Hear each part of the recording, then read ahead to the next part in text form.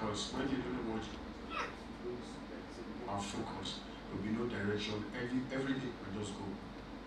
There will be no direction. What do you think? Praise the Lord. If one don't know where he's going, they say you are supposed to be going to Lagos, and you don't know that you are going to Lagos, you will not focus on the route that takes you to Lagos.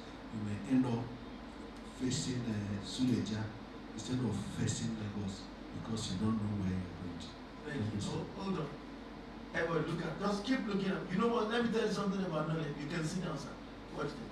One thing about learning is contact. Keep looking. One of the ways to learn is contact, not being distracted. Knowledge is so powerful. Anybody that has been to school, knowledge is so, somebody can teach you something and you will make so much money from the little information they give in 30 minutes. That's how powerful knowledge is. People who are sharp people. Have you been to some meetings? You see some people who have made it. They are taking notes. You want that? What do they have to tell you?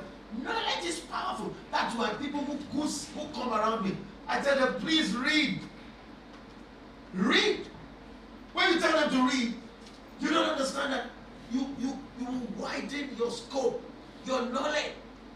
And what you read will pop up when you are talking. What you know and what you don't know. So you are doing yourself. Don't read for exam. Read as a culture. Just read. They are talking about world politics. You must know some things about world. They are talking about your country. When they are having a conversation with you, you don't start looking down. And it's a function of discipline. So when I look at the young person, stop those hours you are spending on social media. You know, poor person wants to spend everything that comes in. Within 5 minutes you have responded. You now wonder, why is it I'm poor? Because you have the kind of lifestyle that will make you poor. Do you know why I asked this question? Does anybody know why I asked this question? Do you know why I asked the question? Do you know why I asked this question? Yeah. Thank you very much. It's always good when you don't know something. That's why I don't know. You know, I'm trying to evoke something in your mind. Because I just don't want to give you information just for give. Let me tell you why I ask you this question. I'm asking you this question to challenge you, to ask you, do you know where you are going? Because you guys, you rightly answer the question. You're right. If you don't know what you want, it's like somebody who does not know where he's going. What do I want out of life? It's like, let me throw something. Before you marry, I'll be talking this evening. Before you marry, you must understand, what kind of man do I want? What kind of woman do I want? That's why when you see some young people whose brain has not really developed, they say, I want to marry. Please don't talk about marriage, because you don't know where you are going. You don't know what your life is about. And you want to add something. It's a complete disaster.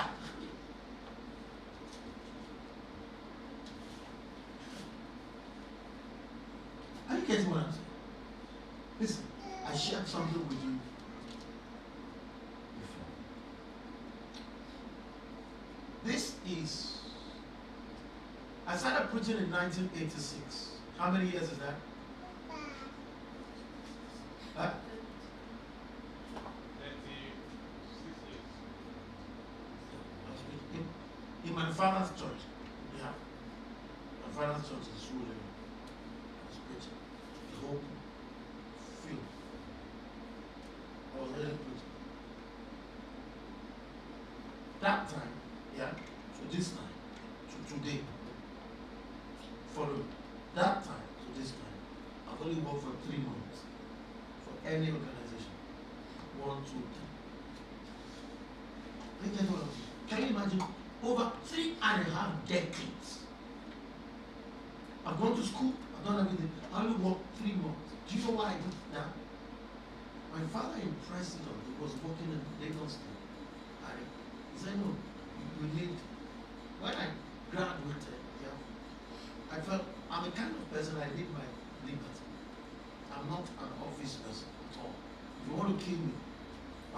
come and report. I can walk whenever I want to walk. That's me.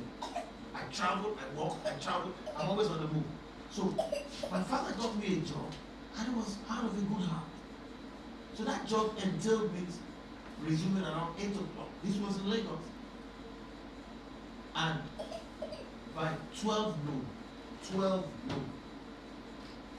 I was feeling depressed. Can you imagine they offer you a job for 3 months? Except somebody is offering you a better job before you leave. That's one of the things I tell people. If you have a job now and you don't have a better job, don't just leave. Particularly if you have bills to pay. That's wisdom. So, you know what I did? I had to beg my dad. And even though then I was doing some businesses, was bringing in some money, paid some bills. But what am I trying to say? Since that time, I have not changed the direction of my life. The only thing I have done is what you see me doing this morning. I went into England. I never offered anybody 1 hour of my time. 1 hour. Never. Are you guys following me? Yeah? That's not the case for many people. What I'm saying is that once you know, and it is important that you train and teach your children to know what they want early in life. Because you find out that you talk to somebody today, what do you want to do? Medical doctor. What do you want to do? An architect. I want to sell car. I'm going to open a restaurant. So every time you talk to them, they are confused. I think God is calling me to go to South Africa. I'm going to stay in Nigeria. No, you must know. You see, you can be going step by step, but you must know. If God calls you to the ministry, you say, I'm a ministry material. Yeah? I am going to focus on ministry. Music is my thing. And don't just say music. I found people, there are too many musicians, just like there are too many preachers. They say, I'm preaching. But there's no substance. That preaching will not feed you. Because you are not giving yourself enough. Are you getting what I'm saying? But what I'm saying is that you must know where you are going. You must know where you are going. You must know what you want out of life. And when I say you must know, if somebody wakes you up in the middle of the night, Wale Babatunde, where are you going? I don't blink. I don't say, just a minute. You know, not only do I know what I'm called to do, I know my message. I know my uniqueness in the church. So, if somebody is doing well in a place, I clap for them, I celebrate them, but it doesn't move me. So, I stay in my lane. Let me tell you something. I stay in my lane. Even with the little thing you see I've done, God keep opening doors for me in unique circumstances. Platforms all over. Because I don't try to deviate. Do you know that every man of God has a grace upon their life? They have a particular grace. So I try to stay on my lane because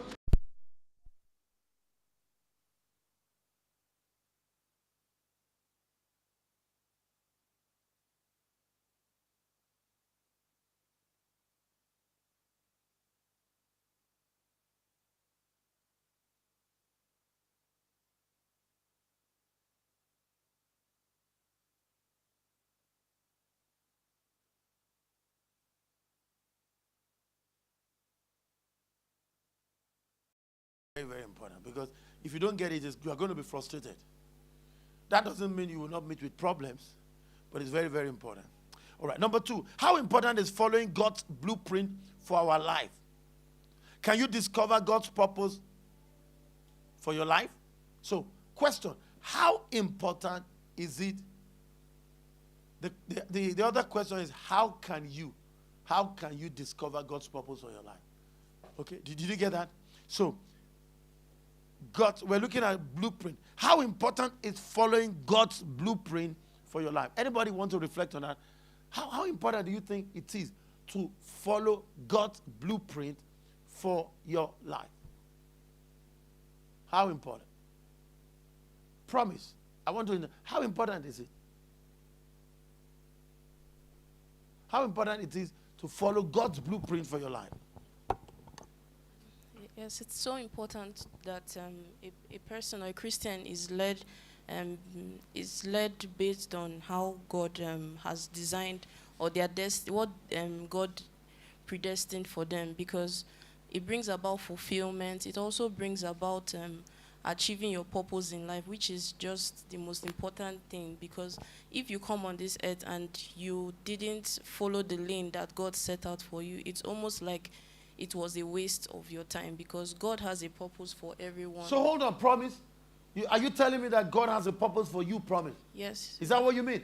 Yes. You came out of one womb with your twin sister. Both of you look alike. If you don't know her very well, you probably not distinguish between the two of them.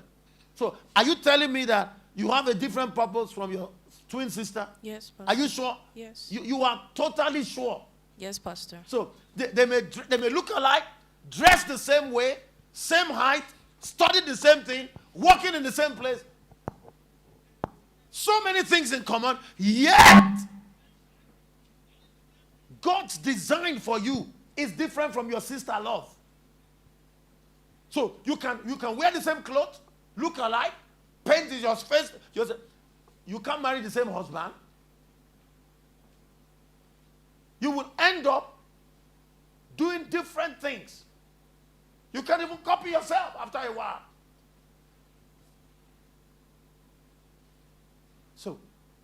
So do we agree that God has a purpose for everybody?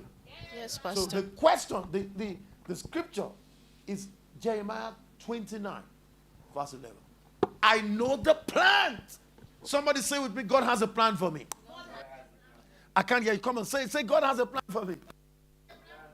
Everybody look. Do you understand what you have just said now? No, I don't think you do. Do you understand what you said? That God has a plan for me. Look up. Let me tell you what that means. Do you know what that means? Is that when God has a plan for you, there are certain locations that you can be, and there are other places you are not supposed to be.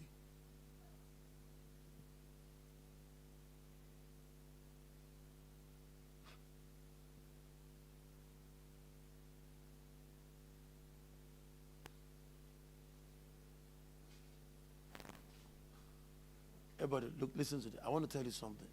I had this discussion this week. Please pay attention to what I'm about to tell you. The person I had this discussion with is very close to me. Very close. Very close. Watch this. About 12 years ago, I was at the airport. I came to pick two people at the airport about 12 years ago. One came in Terminal 3. Another came in Terminal 2. They're quite they're distant. That is Heathrow Airport. I picked this person up. Please pay attention to that. I just want to give you an example. I picked this person up. So I said, let's go and pick up this person. They've never met before. Are you with me? So we went. We got into the terminal. The second person was coming out. Yeah. The guy is my friend. And immediately, this person came out. The final person just walked out. Welcome, sir. Welcome, sir. It's like, I've never met you before. Welcome, sir. You have 18 more months where you are staying. Did you hear that? He's never met you before. Where you are staying is one of the best countries anybody would want to live in. I don't want to diverse too much. Best country. You go there, you don't want to come back to this part. 18 more months where you are staying. Please, whatever you're going to do now, please, within 18 months, pack your load and go to Africa. Please watch this. Please pay attention to what I'm about to tell you. Most people will never want to leave that place to come. You won't, except you hear God. You will never want to come. You know, there are certain places you get to, except God talks to you, you will never go. Because I know. You know the next thing he said? He said, sir, after 18 months, if you don't leave, everything will dry up. He's talking to a professional, top professional, that could be earning any amount of money. with a big house. If you don't leave after 18 months, everything will collapse. And sir, final word. If I was Satan, you know what I'm going to do? I will make sure you don't leave.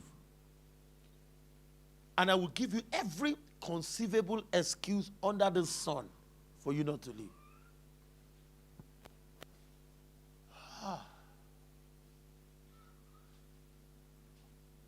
You want to hear the next thing I'm going to tell you? I had a conversation with the person that they spoke to 12 years ago. He's not left.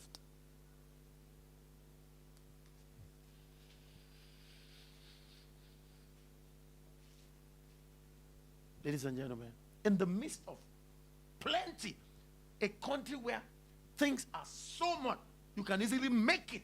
A country that if they open their door now, most of us will run there. In the midst of, so sometimes it is not where you think it will work for you. Do you know everything dried up? So I called this person. I'm telling you what happened this time. I called this. I said, do you know, about 12 years ago, I was there when they told you this. And within 12 years, things have changed for you. Why didn't you listen? Do you know why I shared that with you? God has a plan for you. So you can't just wake up one day and say, I want to do this. No, don't do it. You remember Lot? Yeah? How many of you remember Lot? You know what Lot did, don't you? Can you remember? Lot made some silly mistake. He saw a well-watered garden. Europe is beautiful. This is America. Beautiful. Do you know the second mistake he made? I'm teaching you some principles in life. His uncle, somebody who is greater than you, he told you to choose. And you too, you are so daft. How can your uncle, you see, there are certain places, you get to a place, yeah, rather than you take it easy. You see somebody who is older than you, and you are walking past them. He said you should take your food first, because you are longer throat. You bring your fork. Do you see I'm teaching you certain things? Your uncle, you don't know that sometimes they are setting you up. He said you should take that. No, sir. No, I won't do that. I won't do that, sir. Please, sir, after you. Oh, sir, this one, I'm going to choose it. He did not know he was choosing the city of destruction. And his wrong choice, yeah, his uncle had to pay for it by fighting a battle that he shouldn't fight. So it is not everything you see with your eyes. All that glitters is not gold. Can you see the reason why you must find out? The other question is, how can you discover? How can you find out God's purpose? Let me interrupt. How can you guys? Now, you are confused. You don't know where you should go. What do you think you can do to discover God's purpose for your life? Talk to me. I'm trying to break this thing down. What can you do? Because you know what? When you discover God's plan, God's purpose, life becomes easier for you, isn't it? So now, how can you discover?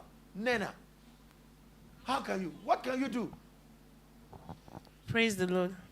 For us to discover God's purpose for our lives is just seeking Him, because He said, when we seek Him, we'll find Him. So when you seek Him, He will open your understanding for you to know your purpose in life. Please clap for her. Clap for her.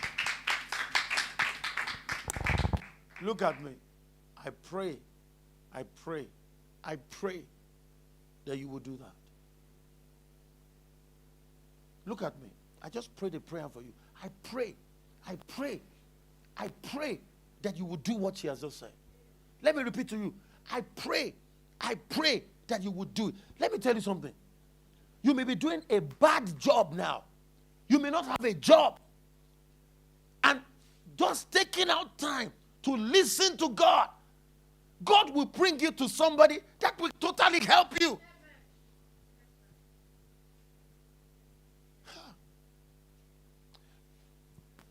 Everybody, listen to me. Please, can you listen to me? It's easy to make mistakes in life. Oh. Do you know that?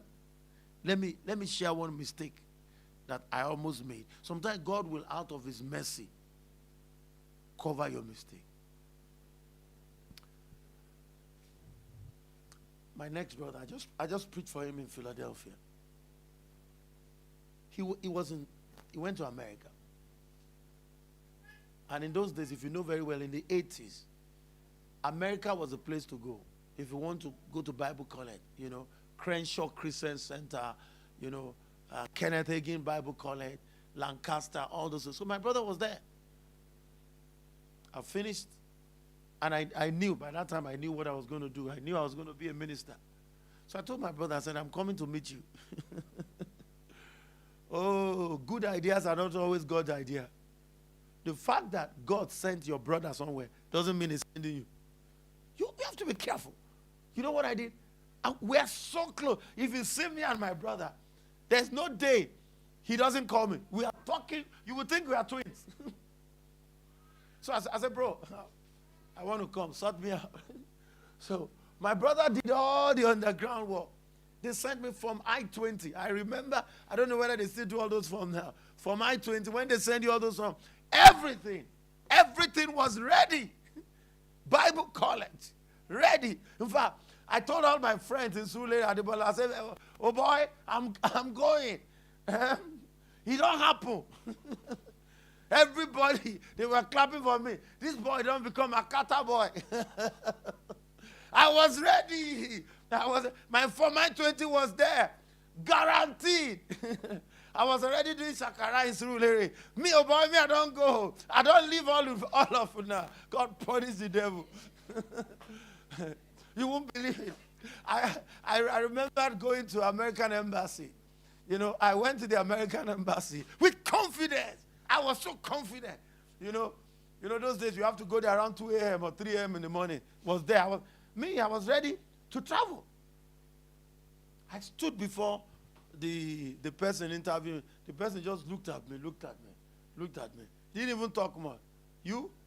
If I give you the visa, you won't come back. What this? He just looked at me again. Look at me. Bring your passport. I thought he was going to. Bah! When I looked at it, refused. It was like I drank stout. So it was on the 7th floor. I don't know whether I walked out or somebody carried me. Up to today, I don't know the miracle that happened. Whether I walked with my leg or somebody carried me. Because I did not believe that it would turn me away. Oh boy, let me be honest with you. For the next 3 months, I didn't go to church. Church what? You say you are going to problem, you are depressed. Me, I was number one depressed. As me, church, me and God were on holiday. I said, I'm not going anywhere again. God, I want to serve you. And they disgraced me. After telling the people in my area I was going to America, what will I now tell them? It was a disgrace for me. I was depressed. I wasn't going to go to nowhere. I was fighting God. Watch this. Then a friend of mine that we went to secondary school, he went to see somebody on my street. He was passing through. He just entered the house and said, am I in? I said, so they called me. I came out. I said he was just passing through and he just felt he should stop by. Anyway, he now said, can I invite you to come and preach in our church? Reluctantly, I don't even know how I said yes to him. Okay, I'll come. So I followed him to the church and I preached on the Sunday, very big church in Ebute Metta. And after I finished preaching, all the elders of the church just fell in love with me.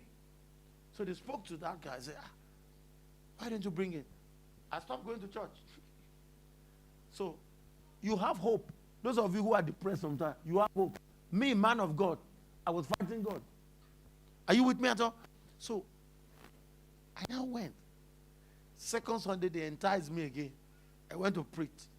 I was coming out of my depression little by little. Little by little. They were showing me love in the church. They just told the guy, this guy is a nice guy. Don't let him go. So they treated me very well. Some of the elders said, I'll be paying him some money. The church said they'll be paying me some money. That's how I wangled myself into the church. I sat down.